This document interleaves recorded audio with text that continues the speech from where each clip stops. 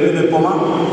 எல்லாருக்கும் கொஞ்சம் பசி மயக்கம் வந்த மாதிரி தெரியுது, கண்ணு கெட்ட மாதிரி தெரியுது. சாப்பாடு டைமில் வழக்கமான கை கொஞ்சம் அப்படி கை காலெல்லாம் கொஞ்சம் உதறி விடுங்க. ஆமாம், சோத்திரம்.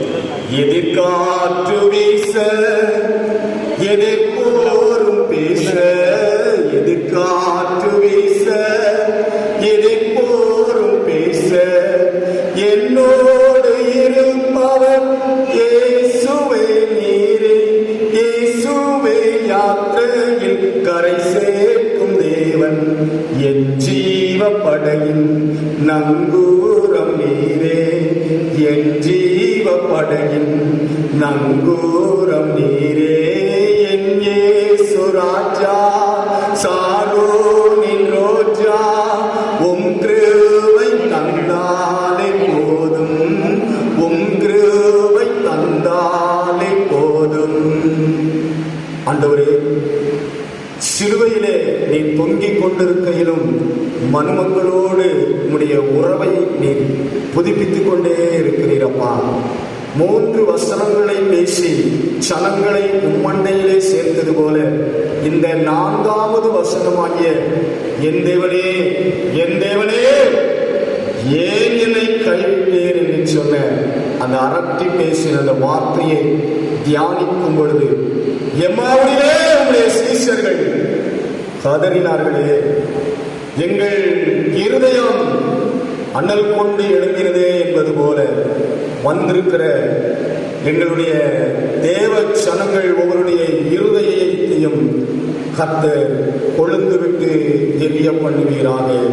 இயேசுவின் நாமத்தில் பிதாவே, ஆமென். உட்கார். பாருங்க, ஆண்டவராகிய இயேசு கிறிஸ்து கல்வாரியிலே பார சிலுவையை தூக்கிக் கொண்டு சுமந்தவராக அவர் நின்று கொண்டிருக்கிறார். கல்வாரி அண்டையிலே வந்திருக்கிற என் அருமை தேவச்சனமே, கர்த்தரை நோக்கி வந்திருக்கிற என் அருமை தாய்த்திருச்சபையை கர்த்தர் பேசுகிறார்.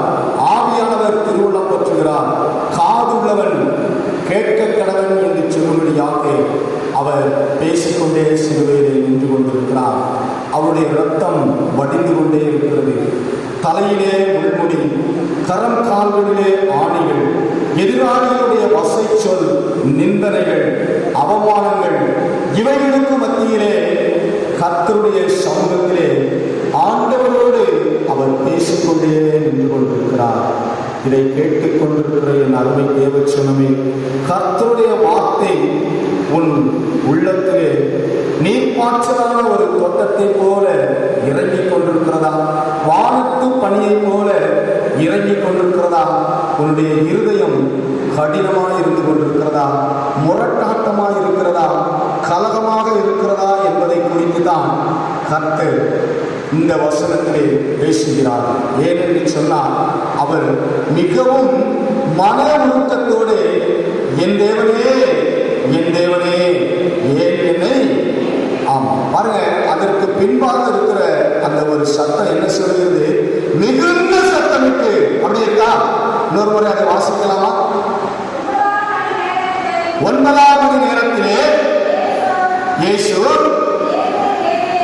ஏலி ஏலே லாமா சபக்தானி, எப்படி கூப்பிட்டாரா? மிகுந்த சத்தமிட்டு கூப்பிட்டார். அல்லேலூயா. எதற்காக? இந்த மரந்தலை திருச்சபைக்காக, நம்முடைய தாய் திருச்சபைக்காக அவர் என்ன செய்து கொண்டிருக்கிறார்? மிகுந்த சத்தமிட்டுக் கொண்டிருக்கிறார். உன் தேவைக்காக, உன் பிரச்சனைகளுக்காக, உன் பாடுகளுக்காக, உன் உபத்திரங்களுக்காக, உன்னுடைய எதிர்காலத்திற்காக, உன்னுடைய நல்ல வாழ்க்கைக்காக, உன்னுடைய பிரகாசமான வாழ்க்கைக்காக பிதாவினிடத்தில் அவர் எப்படி இருந்து கொண்டிருக்கிறார்? மிகுந்த சத்தமிட்டு பிதாவினிடத்தில் அவர் பரிந்து பேசிக் கொண்டே இருக்கிறாராம். வேதம் சொல்லுகிறது, வருத்தப்பட்டு பாரம் சுமக்கிறவர்களே, நீங்கள் எல்லோரும் என்னிடத்திலே வாருங்கள், நான் உங்களுக்கு இளைப்பாறுதலை பெறும்படியாக வந்திருக்கிற என் தாய் திருச்சபையை, கர்த்தரிடத்திலே வந்திருக்கிற என் அருமை தாய்மார்களே, தகப்பன்மார்களே, அண்ணன் தம்பிகளே, சகோதர சகோதரிகளே, சிறுவர் சிறுமிகளே, கர்த்தர் உன்னை வாழாக்காமல் தலையாக்கும்படியாக, நீ கீழாகாமல் மேலாகும்படியாக கர்த்தர் உன்னோடு பேச வேண்டும் என்று சொல்லி எவ்வளவோ ஜனங்கள் இந்த கிராமத்தில் இருக்கிறாங்க. ஆனால் யாக்கோபு என்கிற ஒரு சின்ன பூச்சியாக, இஸ்ரவேல் என்கிற ஒரு சிறு கூட்டமாக கர்த்தர் உன்னை இந்த இடத்திலே கொண்டு வந்து சேர்த்ததற்கு ஒரு முகாந்திரம் உண்டல்லவா? ஏனையா அவர் அப்படி மிகுந்த சத்தமிட்டு கூப்பிட்டார் என்று சொன்னால், ஆண்டவர் சொல்லுகிறார், அவருடைய நெகேமியா 9ஆம் அதிகாரம் 19ஆம் வசனம் வாசிக்கலாமா? நெகேமியா 9:19 பக்கம் வேணுமா?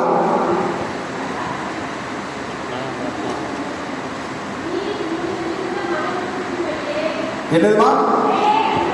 நேர்முடைய மிகுந்த மன உருக்கம். ஆண்டவருடைய ஒரு குணாதிசயத்துல ஒன்று என்னது? மன உருக்கம். அந்த மத்தேயு சுவிசேஷத்துல 5ஆம் அதிகாரத்துல அது ஆரம்பிக்கும் பொழுது அந்த வசனம் பேசுகிறது நம்மோடு. அவர் திரளான ஜனங்களை கண்ட பொழுது என்ன வருகிறார்? அந்த மனது உருக்கத்தினால்தான் அந்த வார்த்தை தேவ சமூகத்தில் மிகுந்த சத்தமிட்டு அவர் என்ன செய்கிறார்? பேசிக் கொண்டிருக்கிறார். என் அருமை தேவ செல்வமே, வலதுகைக்கும் இடதுகைக்கும் வித்தியாசம் தெரியாத ஒரு பெரிய கூட்டம் கிழக்கில் இருந்து மேற்கே ஓடுகிறது. ஆமாம், பாருங்க, தலைமுடியை கட்டிக்கொண்டு, ஆமாம், தலையில இருக்கிற முடியை இறக்கி வைத்துட்டா போதுமா? ஐயா, பூஜை புனஸ்காரங்களை செய்துவிட்டால் போதுமா?